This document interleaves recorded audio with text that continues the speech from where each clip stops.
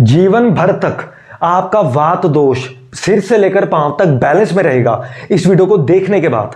ये वीडियो दोस्तों पार्ट 7 और आखिरी वीडियो है वात दोष सीरीज की।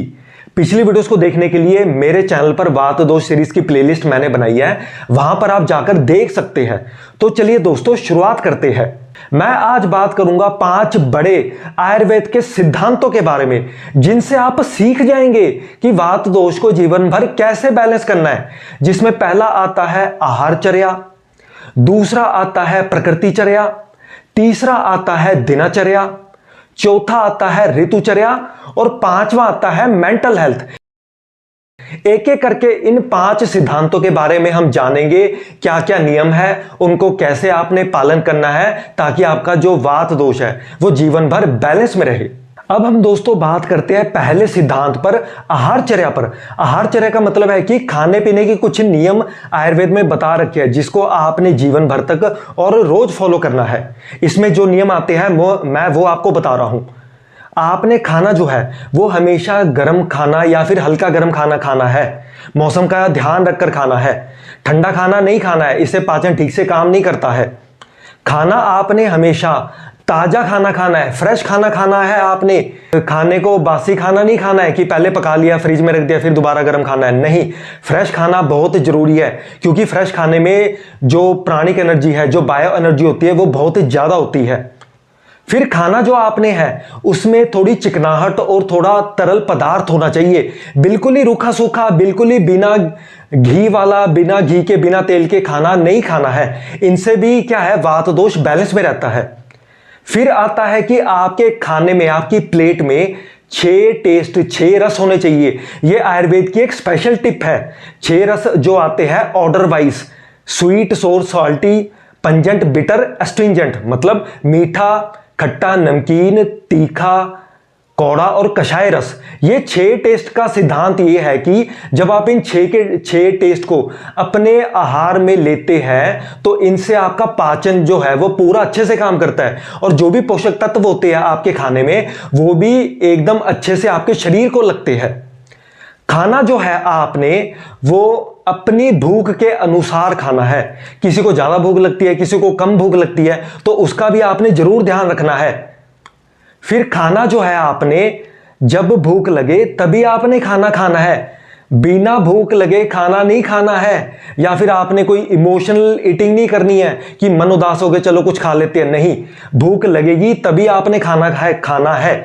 इससे आपका जो पाचन तंत्र है और जो आपका इंसुलिन है वो ठीक से काम करता है। खाने में आपने ज्यादा स्पाइसी, ज्यादा मिर्च मसाले, ज्यादा ठंडा या कोई रूखा सूखा हल्का खाना, ज्यादा कौड़ी कड़वी चीजें आपने खाने में नहीं खानी है।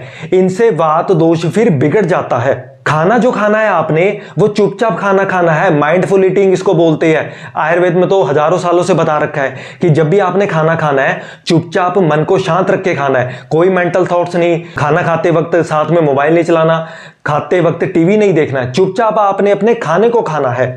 खाना आपने पेट भरकर नहीं खाना है। खाना आपने जब तक आपको ये महसूस हो जाए कि हाँ मैंने इतना खाना खा लिया है, पर्याप्त है, जो कि हमारा जो पेट है वो आपको सिग्नल देता है डकार से।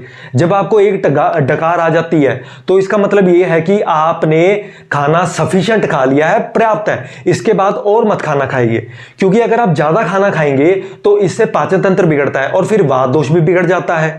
खाना आप दिन में 2 से 3 बार खा सकते हैं। आपने जो खाना है अपनी लाइफस्टाइल, अपनी प्रकृति और कितना आपको तनाव है उसके हिसाब से खाना है। ऐसे नहीं है कि हर 3-3 घंटे बाद खाना खाना है जैसे आजकल बोलते हैं। नहीं, खाना 2 से 3 बार, आहार की बात कर रहा हूं 3 जिसमें सब्जी रोटी सब कुछ आ गया, उसको आप 2 से 3 बार खाएंगे सफिशिएंट है। 3 से ज्यादा खाएंगे तो फिर आपका पाचन तंत्र ठीक से काम नहीं करेगा।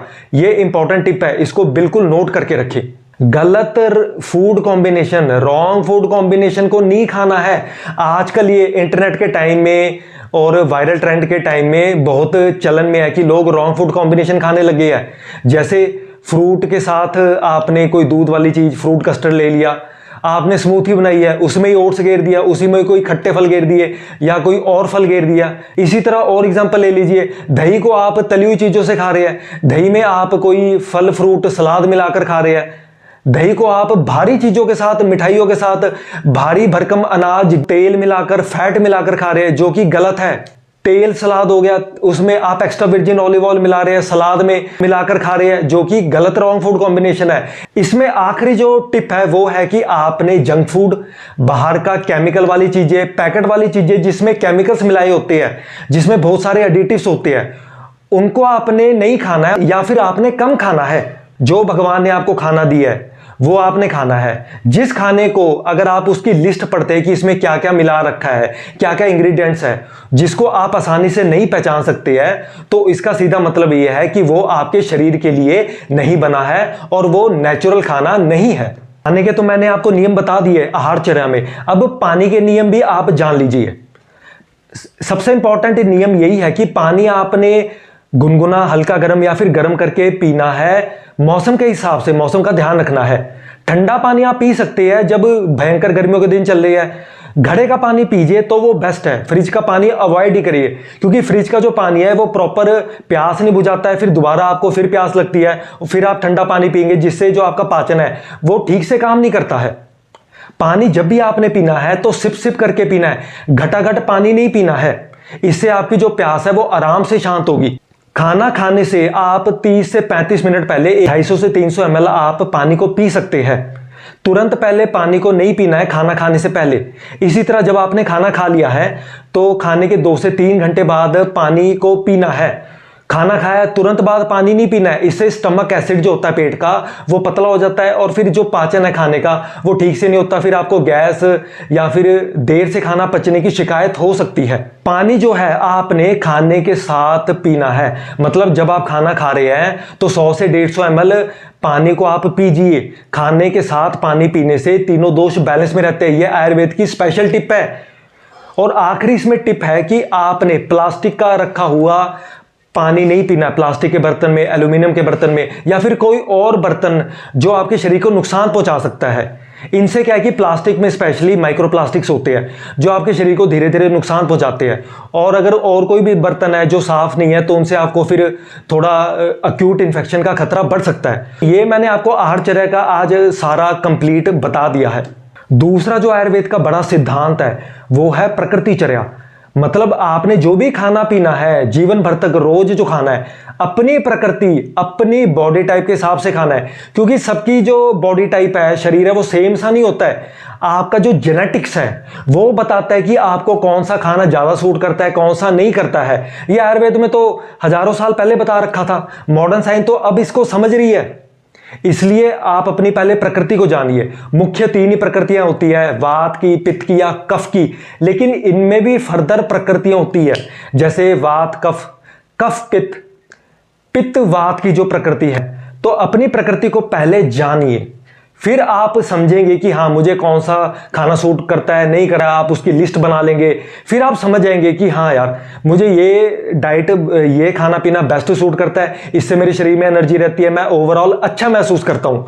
और इसका एक और सबसे बड़ा फायदा है, इंटरनेट ने तो आपको कंफ्यूज कर रखा है, भाई ये खाओ, सुबह उठ के ये खाओ, ये डाइट फॉलो करो, ये डाइट फॉलो करो। नहीं, फिर आप बिल्कुल कंफ्यूज नहीं होंगे। अभी फिलहाल मैं इसको डिटेल में नहीं बता रहा क्योंकि फिर वीडियो लंबी हो जाएगी, तो वो आने वाली वीडियोस में मैं आपको बताऊंगा। तीसरा जो आयुर्वेद का सिद्धांत है दोस्तों वो है दिनचर्या, डेली लाइफ रूटीन। इसको आपने रोज और जीवन भर तक फॉलो करना है ताकि आपका जो वात दोष है और जो तीनों दोष है वो बैलेंस में रहे। इसमें आता है कि आपने एक तो जल्दी उठना है और जल्दी सो जाना है, ताकि जो आपका सर्केडियन रिदम है जो कि एक तरह का वात ही होता है वो बैलेंस में रहेगा और आप बीमारियों के खतरे से भी बचे रहेंगे।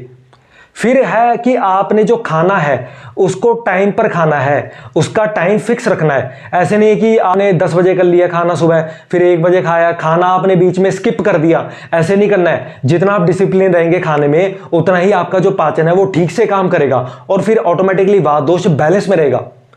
दांतों को आपने मजबूत रखने के लिए डेली रोज ऑयल पुलिंग करनी है। पुलिंग जो है गंडूश कवाला के अंदर आती है आयुर्वेद में, यह दातुन से भी जबरदस्त है। दांत जो है वो हमारे लिए एक हड्डी ही है एक तरह की, और हड्डियों को मजबूत रखने के लिए फैट, तेल से बड़ी कोई चीज नहीं है। रोज ऑयल पुलिंग करने से आप दांतों के जो भी प्रॉब्लम्स होती है, दांत हिल रहा है, दांतों में ठंडा गर्म लग रहा है, दांत ज़्यादा पीले है, उसमें दाग लगे हुए हैं, उसमें कीड़े वगैरह लग चुके हैं, तो वो भी आपकी जो प्रॉब्लम है वो धीरे धीरे ठीक होने लगती है। फिर आता है दोस्तों, आपने अपने कान और नाक को स्वस्थ रखने के लिए तेल का इस्तेमाल करना है। उसमें रोज तेल डालना है। तिल का तेल बेस्ट है नाक और कान के लिए, या फिर नाक के लिए आप अनु तेल डाल सकते हैं। आपने शरीर की हड्डियों को, मांसपेशियों को मजबूत रखने के लिए आपने मालिश करनी है, तेल से मालिश करनी है। खासकर जब आपकी उम्र 45 से ऊपर हो जाती है। वात दोष को बैलेंस रखने के लिए बस्ती चिकित्सा के बाद तेल मालिश बहुत जबरदस्त है। रोज तेल मालिश करने से आप बुढ़ापे तक आपको लठ लेने की जरूरत नहीं पड़ेगी, आप चलते फिरते रहेंगे। और कितनी अच्छी बात है कि किसी पर छोटी मोटी चीजों के लिए भी डिपेंड नहीं रहना। फिर आता है कि आपने जो एक्सरसाइज करनी है, डेली करनी है। ना ज्यादा एक्सरसाइज करनी है, ना कम एक्सरसाइज करनी है, लेकिन अपनी प्रकृति, अपनी लाइफस्टाइल और कितना आपको तनाव है, कैसी आपकी नौकरी है, उसके हिसाब से एक्सरसाइज करनी है। फिर नींद आपने प्रॉपर लेनी है। 7 से 8 घंटे की नींद अवश्य है मनुष्य के लिए। आयुर्वेद में 3 उपस्तंभ बताए गए हैं, आहार, ब्रह्मचर्य और नींद। और इसमें नींद बहुत जरूरी है मनुष्य के लिए। 7 से 8 घंटे की प्रॉपर नींद लीजिए। रात को आपने लेट नहीं सोना है, जबरदस्ती नहीं सोना है, आपकी मजबूरी है, वो बात मैं समझ सकता हूं। इसी तरह आपने रात्रि जागरण नहीं करना है, मतलब पूरी रात आप कोई काम कर रहे हैं या फिर कोई ऐसा है कि जिससे आपकी नींद खराब हो रही है, ऐसा नहीं करना है। लेट जो है रात को नहीं सोना है। आपने शरीर में जो नेचुरल अर्जीज होती है, जो वेग उठते हैं, उसको जबरदस्ती नहीं रोकना है।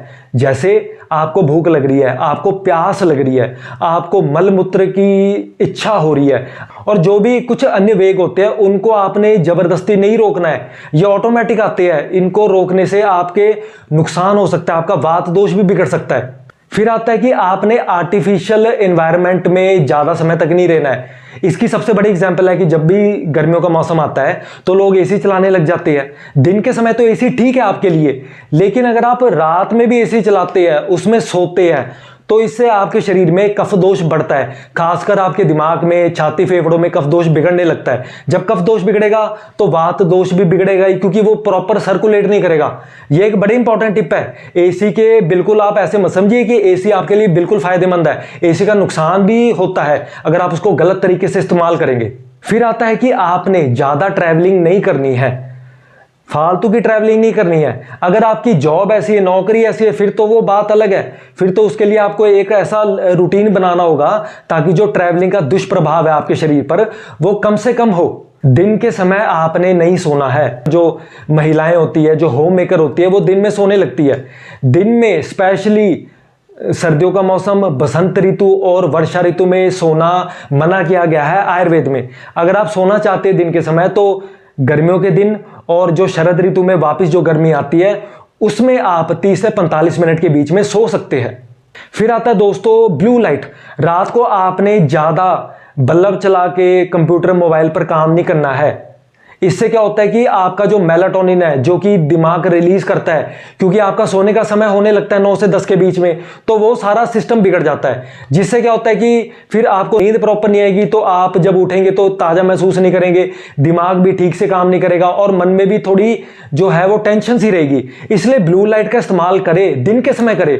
जब रात ढलती है तो तब उसका इस्तेमाल मत करें। अगर आप करते भी है तो रेड लाइट या फिर थोड़ी येलोइश टाइप लाइट का इस्तेमाल करके आप अपना जो काम है वो कर सकते हैं। घर की जो साफ सफाई है उसको भी आपने मेंटेन रखना है। जो भी घर में डस्ट आती है, जो भी कूड़ा होता है, उसको आपने रोज साफ करना है। ये एक तरह हमारे शरीर की सफाई की ही तरह है। आपका अगर घर साफ रहेगा तो जो भी रेस्पिरेटरी, जो भी एलर्जीज होती है श्वास नली की, वो आपके शरीर में पैदा नहीं होगी, और जो भी कोई छोटी मोटी अन्य बीमारी होती है उनसे भी आप बचे रहेंगे। एलोपैथी मेडिसिन को जब आपको दवाई की जरूरत है, जरूरी है, अक्यूट केस है आपका, तो आपने दवाई लेनी है। वरना क्रॉनिक केस के लिए जो कोई लंबी पुरानी बीमारियां हैं जिसको आप आयुर्वेद से, होम्योपैथी से, लाइफस्टाइल से ठीक कर सकते हैं, तो उसके लिए एलोपैथी दवाई लेने की आपको जरूरत नहीं है। एक तरह फिर आप अपने शरीर का ही नुकसान करेंगे। और एलोपैथी मेडिसिन के बहुत सारे नुकसान हैं, कभी और किसी वीडियो में मैं आपको बताऊंगा। जो भी आपके सप्लीमेंट है, जो भी आप दवाई लेते हैं, उसको आपने टाइम पर लेना है। उन दवाइयों को आपने मिक्स नहीं करना है। इनसे भी क्या है कि आपका शरीर प्रॉपर टाइम पर चलता रहेगा और आपका जो ओवरऑल हेल्थ है वो भी अच्छा रहेगा। तो ये थे दोस्तों दिनचर्या में मैंने जो आपको टिप्स बताए आयुर्वेद की तरफ से, उनका आपने पालन करना है ताकि आपके जो तीनों दोष है वो बैलेंस में रहे। चौथा जो आयुर्वेद का सिद्धांत है दोस्तों वो है ऋतुचर्या, सीजनल ईटिंग। इसमें यही होता है कि आपने जो भी खाना खाते हैं उसमें आपने बदलाव लाना है जैसे जैसे मौसम बदलता है। अपने भारत में 6 ऋतु हैं, 2 तरह की सर्दी है, हेमंत शिशिर, फिर बसंत आती है, फिर गर्मी आती है, फिर वर्षा ऋतु आती है और फिर शरद ऋतु आती है। जब आप सीजनल ईटिंग लेंगे, मौसम के हिसाब से खाएंगे, तो जो आपके तीनों दोष है वो बैलेंस में रहेंगे और जो भी लाइफस्टाइल डिसऑर्डर होते हैं जो आम आप देखते हैं जीवन में, उनसे भी आप बचे रहेंगे। और आने वाली वीडियोस में मैं आपको डिटेल में समझाऊंगा। पांचवा और आखिरी सिद्धांत है आयुर्वेद का, वो है मेंटल हेल्थ। ये स्वस्थ वृत्त के अंदर ही आ जाता है। सीधा है, जब आपका मन ही ठीक से काम नहीं कर रहा है तो आपका शरीर कैसे काम ठीक से करेगा। तो आयुर्वेद की इन टिप्स को आपने जीवन भर और रोज फॉलो करना है। स्ट्रेस, तनाव, एंजाइटी, चिंता जीवन में नहीं रखनी है। जो पास्ट के बारे में, फ्यूचर के बारे में ज्यादा नहीं सोचना है। प्रेजेंट में जीना है और प्रेजेंट को ही आपने अच्छा बनाना है, क्योंकि ज्यादा तनाव चिंता लेने से दिल की बीमारियों का खतरा बढ़ जाता है और ये रिसर्च इस पर खुल के बोल चुकी है। नेगेटिव माइंडसेट, नकारात्मक सोच से आपने नहीं जीना है। इसका पीछे कोई भी कारण हो सकता है। आपके साथ पास्ट में अच्छा ना हुआ, आपके दोस्त अच्छे ना निकले हो, आपने लोगों की मदद करी लेकिन आपको बाद में उल्टा नुकसान हुआ। जो कोई भी कारण है, आपने हमेशा पॉजिटिव माइंडसेट से जीना है, सकारात्मक सोच से जीना है और जिंदगी को एक पर्पस के साथ जीना है। जितनी ज्यादा पॉजिटिव रहेंगे जिंदगी में, उतने ज्यादा आप बीमारियों के खतरे से भी बचे रहेंगे। और रिसर्च स्टडीज भी बोल चुकी है। फैमिली का जो इन्वायरमेंट है, घर का जो इन्वायरमेंट है, उसको आपने अच्छा बना के रखना है। घर एक मंदिर होता है, लेकिन क्या आज घर मंदिर है? 90% लोगों के जो घर है वो आज मंदिर तो बिल्कुल नहीं है। तो लड़ना बंद करे। जिसकी भी जो गलती है, अहंकार है, चाहे कोई अपनी गलती नहीं मानना चाहता है, वो ईमानदारी से अपनी गलती को मानिए और स्वीकार करे। और घर को एक जो माहौल है उसको दवाई की तरह बनाइए। घर का माहौल जितना आप अच्छा रखेंगे उतना आपका मन स्वस्थ रहेगा, बच्चों की सेहत अच्छी रहेगी और ओवरऑल भी आप अच्छा महसूस करेंगे। ज्यादा मटेरियल लाइफ के पीछे नहीं भागना है कि ज्यादा चीजें इकट्ठी करनी है ताकि आपके जीवन में खुशियां आए। नहीं, जितनी ज्यादा आप मटेरियल जिंदगी जिएंगे उतना ही फिर आपका जो मन है वो उदास रहेगा, आपको चिंता रहेगी। जिंदगी को जिए लेकिन उतनी ही चीजों को लीजिए जितनी आपको जरूरत है।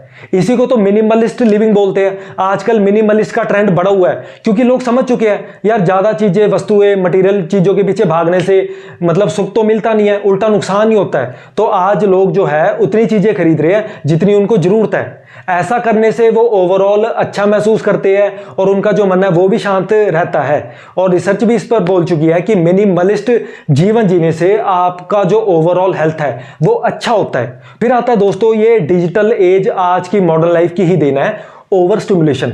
ब्रेन को आपने इतना ज्यादा स्टिमुलेट कर देना कि वो इतनी ज्यादा इंफॉर्मेशन को ठीक से प्रोसेस नहीं कर सकता है। जैसे कि आज के सोशल मीडिया के जमाने में बार बार आपने सोशल मीडिया चेक करना, देखना कि कितने कमेंट्स है, लाइक्स आए हैं, उससे क्या है कि आपका दिमाग ओवर स्टिमुलेट होता है। ओवर स्टिमुलेट होने से जो दिमाग में आपका स्ट्रेस और चिंता बढ़ने लगती है और फिर आपका जो मन है वो धीरे धीरे बाद में उदास होने लगता है।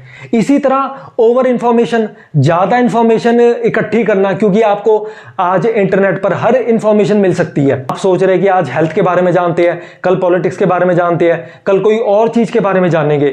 अगर आप इतनी सारी इंफॉर्मेशन को लेने लगेंगे तो आपका दिमाग ठीक से काम नहीं करेगा। शुरुआत में आपको अच्छा लगेगा लेकिन बाद में आपको चिंता और तनाव बढ़ने लगेगी, क्योंकि जो हमारा ब्रेन है वो इस तरह बना नहीं है कि बहुत सारी इंफॉर्मेशन को एक साथ इकट्ठा करना, उसको समझना। एक बार में एक इंफॉर्मेशन को ही वो अच्छे से समझ सकता है। फिर आता है दोस्तों मल्टीटास्किंग। हमें यह बताया जाता है कि आप खाना खा रहे हैं तो ईमेल्स को भी चेक करें, रिप्लाई करें, मल्टीटास्किंग करें, मतलब एक दो चीज को एक साथ करें। लेकिन ये देखने में तो अच्छा लगता है कि हमारा टाइम बचेगा, लेकिन आगे चल के आपको चिंता तनाव बढ़ने लगती है और आपकी जो प्रोडक्टिविटी है वो कम होने लगती है। और रिसर्च भी ये कहती है कि ज्यादा मल्टीटास्किंग करने से आपके मन में चिंता और तनाव बढ़ने लगता है, फिर आपको आगे चल के नुकसान होता है। तो मल्टीटास्किंग से आपने बचना है। फिर आता है दोस्तों, आपने अपने मन के इमोशंस को कंट्रोल करना है। ज्यादा इच्छा, क्रोध, ईर्ष्या, घृणा, ज्यादा लालच, लगाव, मोह चीजों से आपने नहीं रखना है। इच्छाओं को आपने कम रखना है। अगर आप इन चीजों को बैलेंस में नहीं रखेंगे तो आपका जो मन का इमोशंस है वो आउट ऑफ बैलेंस हो जाएगा। और ये ही आयुर्वेद में बता रखा है कि मन का जो इमोशन है अगर वो बिगड़ जाता है तो वो सभी बीमारियों का कारण बनता है। इसी को आयुर्वेद में रगाड़ी रोग बोला गया है, और रगाड़ी रोग सभी बीमारियों का कारण बनता है। इसलिए अपने मन के इमोशंस को बैलेंस में रखें, उनको जबरदस्ती ज्यादा ना बिगाड़े। आखिरी और सबसे बड़ी टिप है, जितनी मैंने आपको टिप्स बताई है इस पूरी वीडियो में टोटल 42 टिप्स बनती है, और ये है राइट नॉलेज, सही ज्ञान को अर्जित करना, सही ज्ञान के पीछे जाना। अगर आपके पास सही ज्ञान होगा तो आप समझ जाएंगे गलत क्या है, सही क्या है, कैसे अच्छे लाइफस्टाइल से जीना है, कैसे सही खाना खाना है, कौन से खाने से बचना है, कैसे मन को संतुलित रखना है। जब आप ये सीख जाएंगे तो आप कैसे बीमार रह सकते हैं, आप बीमारियों के खतरे से बचे रहेंगे। और आयुर्वेद साफ साफ बोलता है कि जो लोग गलती करते हैं लैक ऑफ नॉलेज से, वो सभी बीमारियों का कारण बनती है। इसको प्रज अपराध बोला गया आयुर्वेद में। अगर आपको नॉलेज ही नहीं है तो आप उल्टा पुल्टा खाएंगे, मन को बैलेंस नहीं करेंगे, दिनचर्या गलत जिएंगे, तो फिर आप कैसे स्वस्थ रह सकते हैं? बिल्कुल नहीं रह सकते हैं। इसलिए ये जो टिप है ये सबसे बड़ी टिप है। तो ये थे दोस्तों 5 बड़े सिद्धांत मैंने आज आपको आयुर्वेद के बताए हैं कि कैसे वात दोष को जीवन भर बैलेंस में रखना है। टोटल 42 टिप्स बनती है, और इन टिप्स को आपने याद रखना है, जीवन भर फॉलो करना है और डेली फॉलो करना है। जितना ज्यादा फॉलो करेंगे उतना ही ज्यादा आपके लिए अच्छा है, और इससे आपके तीनों दोष बैलेंस में रहेंगे, मन भी स्वस्थ रहेगा और ओवरऑल आप अच्छा महसूस करेंगे। अगर आपको कोई डाउट है इस वीडियो में तो जरूर अपने कमेंट में बताइए, मैं आपके डाउट क्लियर करने की कोशिश करूंगा। तो इस वीडियो को लाइक करें दोस्तों, शेयर करें, चैनल को सब्सक्राइब करें, और आने वाले टाइम में मैं पित्त और कफ की सीरीज भी बनाऊंगा ताकि आपको पित्त और कफ अच्छे से समझ आ जाए और आपके जो कंफ्यूजन है, जो डाउट है वो क्लियर हो जाए। तो तब तक के लिए दोस्तों धन्यवाद।